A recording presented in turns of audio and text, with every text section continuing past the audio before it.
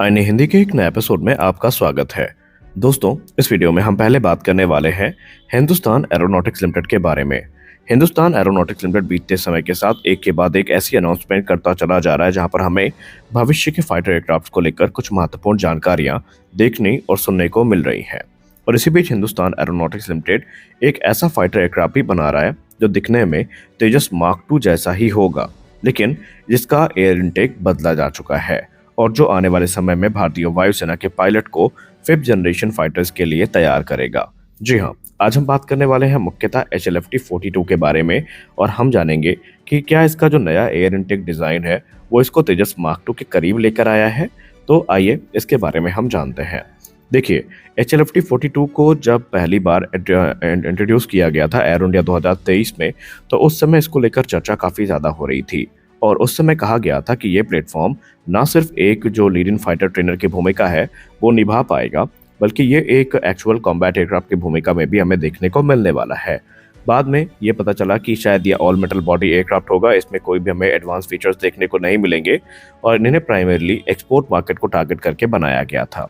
लेकिन बीतते समय के साथ इसका रोल चेंज हुआ और अब यहाँ पर एक लेटेस्ट डिज़ाइन अपडेट भी इसको मिल चुकी है। जी हाँ, HLFT-42 lead in fighter trainer को एक लेटेस्ट जो डिज़ाइन अपडेट है वो मिल चुकी है और यहाँ पर अब ज़्यादा एरोडायनेमिक लेआउट की तरफ आगे कदम बढ़ाया गया है। और ये जो विजिबल ट्रांसफॉर्मेशन है वो हमें इसके एयर इनटेक के कॉन्सेप्ट और कॉन्फ़िगरेशन में देखने को मिल जाती है।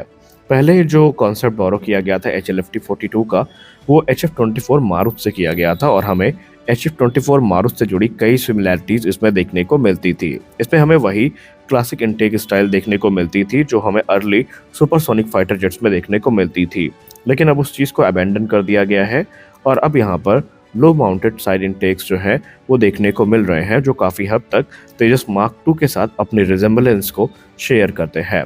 अब अगर हम साइड बाई साइड कंपैरिजन करें तेजस मार्क 2 की और इस एयरक्राफ्ट की, तो ये जो एवोल्यूशन है इसके बारे में आपको पता चल जाएगा। फ्रंट से HLFT-42 फाइटर एयरक्राफ्ट अब काफ़ी हद तक एक कह सकते हैं कि क्लीनर नोज प्रोफाइल को दिखाता है, जहां पर लेटरल इनटेक जो है इन्हें फ्यूजलाज के नीचे प्लेस किया गया है काफ़ी हद तक तेजस मार्क 2 के जैसे। और ये सजेस्ट करता है कि किस प्रकार से हिंदुस्तान एरोनॉटिक्स लिमिटेड ने अपने ट्रेनर को जो तेजस मार्क 2 की डिज़ाइन फिलॉसफी है उसके साथ अलाइन करने का प्रयास किया है।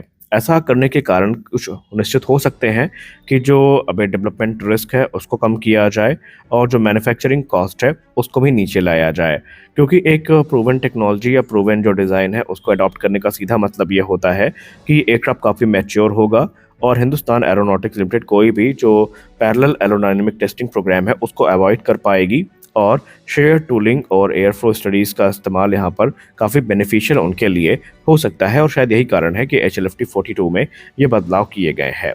यहाँ पर एक्सपर्ट्स मानते हैं कि इस बदलाव के पीछे का एक कारण ये भी है कि जब तेजस मार्क 2 के पायलट इसको उड़ाएंगे तो उन्हें काफ़ी हद तक उसी प्लेटफॉर्म का एक कह सकते हैं अनुभव मिलेगा जिसको भविष्य में उड़ाने वाले हैं। हालांकि इसकी टाइमलाइन को लेकर अभी कोई भी स्पष्ट टिप्पणी नहीं करी गई है। माना जा रहा है कि 2028 से 2030 तक का समय HLFT प्रोग्राम के लिए काफ़ी महत्वपूर्ण होने वाला है और उसी दौरान हमें इसके जो प्रथम दर्शन है वो हो सकते हैं। हालांकि अभी हिंदुस्तान एरोनॉटिक्स लिमिटेड इन्हें अपने इंटरनल फंड्स का इस्तेमाल करके विकसित कर रही है और भविष्य में जब ये प्रोग्राम मैच्योर होगा तो उसमें इंडियन एयरफोर्स की भूमिका और मिनिस्ट्री ऑफ डिफेंस की सहभागिता भी हमें देखने को मिलने वाली है। आपको क्या लगता है इस डिज़ाइन चेंज के पीछे हिंदुस्तान एरोनॉटिक्स लिमिटेड की वजह क्या हो सकती है? आप अपनी राय हमें कमेंट सेक्शन में अवश्य दें। तो आइए नज़र डाल लेते हैं अब आज की दूसरी अपडेट पर। हमारी अगली बड़ी अपडेट आ रही है SU-57 फैलन प्रोग्राम को लेकर के। SU-57 फैलन को लेकर पिछले कुछ समय में कुछ महत्वपूर्ण रिपोर्ट सामने आई हैं, जहां पर इन एयरक्राफ्ट के प्रोडक्शन इनके प्रपोजल को लेकर बातचीत होने की खबरें सामने आई थी। लेकिन अब यहाँ पर भारत का ये लॉन्ग रनिंग जो फाइटर एयरक्राफ्ट मॉडर्नाइजेशन प्रोग्राम है ये एक नए आयाम को प्राप्त करता नजर आ रहा है। आपको पता है कि भारत में विंग्स इंडिया 2026 का आयोजन किया गया है और इसी दौरान यूनाइटेड एयरक्राफ्ट कॉरपोरेशन के जो CEO हैं इन्होंने रशियन पत्रकारों से बात करते हुए नई दिल्ली में कहा कि SU-57 का जो प्रपोजल था भारत को लेकर के अब ये निगोशिएशन की स्टेज में पहुंच चुका है, जहां पर उन्होंने कहा कि इस समय टेक्निकल स्टेज में हम एंटर कर चुके हैं, जहां पर एडवांस टेक्निकल स्टेज आप इसको कह सकते हैं और इसको लेकर हम दोनों देश आपस में बातचीत कर रहे हैं। उन्होंने स्पष्ट कर दिया कि अब ये जो डिस्कशन हो रहा है ये सिर्फ हमारे या उनके एंड तक सीमित नहीं है, बल्कि हम यहाँ पर जो डिटेल टेक्निकल पैरामीटर्स हैं उन पर चर्चा कर रहे हैं और प्रयास किया जा रहा है कि इसको एक नया हम रूप दे सकें। दरअसल उन्होंने ये भी कहा कि डीप टेक्निकल स्टेज का सीधा मतलब ये है कि हम यहाँ पर जो स्ट्रेटेजिक वेट है प्रपोज्ड एग्रीमेंट का, उसको अंडरलाइन कर रहे हैं। उनकी अगर हम बात माने तो इस समय हमारा जो प्रयास है वो सिर्फ एयरक्राफ्ट को डिलीवर करना नहीं है, बल्कि ये सुनिश्चित करना है कि फ्यूचर में इस जो पूरे कॉर्पोरेशन की डायरेक्शन हो वो एक सही दिशा में जाए और इसका फ़ायदा दोनों मेजर एविएशन इंडस्ट्रीज को मिले। उन्होंने ये कहा कि हम सिर्फ भारत को एक नया प्लेटफॉर्म ऑफर नहीं कर रहे हैं, बल्कि भारत को हम अनलिमिटेड जो अपॉर्चुनिटी का भंडार है ये भी ऑफर कर रहे हैं।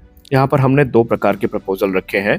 भारत अगर चाहे तो तत्काल संख्या में उन्हें कुछ जो अभी एयरक्राफ्ट हैं वो ऑफ द सेल्फ कॉन्फ़िगरेशन में मिल सकते हैं, या यूँ कह लें बने बनाए मिल सकते हैं, और बाकी का जो मैन्युफैक्चरिंग है ये भारत में हो सकती है, या अगर भारत चाहे तो शुरुआत से इन फाइटर जेट का निर्माण अपने देश में कर सकता है। सबसे महत्वपूर्ण उनकी टिप्पणी जो थी SU-57 प्रोग्राम को लेकर, वो थी इनकी प्रोडक्शन लाइन को लेकर। उन्होंने कहा हमने मल्टीपल स्टडीज कंडक्ट करने के बाद ये बताया कि जो सुखोई 30 MKI की फैसिलिटीज़ हैं ये ऑलरेडी सुखोई 57 के निर्माण के लिए पूर्णतया सूटेबल हैं, और हम इसी अप्रोच को लेकर आगे बढ़ रहे हैं। और हम भारत को आश्वासन दिलाना चाहते हैं कि यहाँ पर कम से कम इन्वेस्टमेंट में बड़े से बड़े जो आउटपुट हैं वो हमें देखने को मिलने वाले हैं। उन्होंने कहा कि हमारा इंटेंशन यही है कि हम इंडियन इंडस्ट्री में अपनी पार्टनरशिप को मैक्सिमाइज करें और जो इंडियन डेवलप सिस्टम है उसको एयरक्राफ्ट में हिस्सा दें। यहाँ पर उन्होंने local avionics, mission computer, electronic warfare sweet और दूसरे सब सिस्टम के लिए दरवाजे खोलने की बात कही है। यानी भारत चाहे तो निर्विरोध रूप से इन सिस्टम का इंटीग्रेशन SU-57 फैलन में कर सकता है, और इससे रूस को किसी प्रकार की कोई भी आपत्ति नहीं है। उन्होंने कहा कि जिस प्रकार का लोकलाइजेशन हम भारत को ऑफर कर रहे हैं, कोई और देश उस लेवल पर जाकर भारत को ये चीज़ें ऑफर नहीं कर सकता। उन्होंने ये भी कहा कि लोकलाइजेशन का एक बेनिफिट ये होगा कि भारत के ऊपर जो सप्लाई चेन बर्डन है ये भी नहीं होगा, और इंडियन फर्म्स को इसमें क्योंकि हम इनवाइट कर रहे हैं तो वो इसके देखरेख की बहुत सारी जिम्मेदारियों का निर्वहन करने वाली है।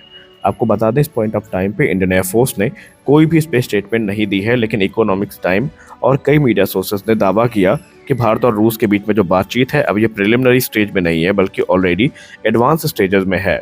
नंबर्स को लेकर अभी भी कंफ्यूजन बनी हुई है। कुछ रिपोर्ट 2 से 3 स्क्वाड्रन का दावा करती हैं, तो कुछ रिपोर्ट्स ये दावा करती हैं ये नंबर आगे चल के और भी एक्सपैंड हो सकते हैं। खैर जो कुछ भी हो, अब यहाँ पर आने वाला जो समय है ये काफ़ी निर्णायक होगा, क्योंकि 2026 में ही इस बात का फैसला हो जाएगा कि भारत SU-57 के साथ जाएगा या नहीं जाएगा। लेकिन एक्सपर्ट्स मानते हैं और भारतीय वायुसेना के फॉर्मल अधिकारी मानते हैं कि जिस प्रकार की इंडिपेंडेंस रूस देने के लिए तैयार है, भारत को एक बार इस प्लेटफॉर्म को कंसीडर अवश्य करना चाहिए। तो आज के इस वीडियो में बस इतना ही। आशा करते हैं ये वीडियो आपको अच्छी लगी होगी। वीडियो अच्छी लगी वीडियो को लाइक करिए, नए हैं चैनल को सब्सक्राइब करिए। मिलते हैं अगले वीडियो में कुछ और अपडेट्स के साथ। तब तक के लिए जय हिंद।